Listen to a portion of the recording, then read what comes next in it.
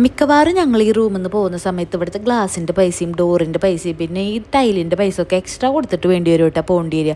കാരണം അതിരെ maximum try ചെയ്യേണ്ടത് അതൊക്കെ നശിപ്പിക്കാൻ വേണ്ടിയിട്ട്. ഇപ്പം ഇതാ ഗ്ലാസിൻ്റെ മുകളിൽ ആ ചൂലിൻ്റെ ഇത് വെച്ച് ഇങ്ങനെ കുത്തുകയാണ് കേട്ടോ. ഞാൻ പറഞ്ഞു കുറേ നിർത്തടാ പറഞ്ഞിട്ട് അവസാനം അവൻ നിർത്തണമെന്നൊക്കെ ലക്ഷണം കണ്ടില്ല. അപ്പം ഞാൻ അവനെ ഉള്ളിലാക്കിയിട്ട് ഡോറ് ക്ലോസ് ചെയ്തു.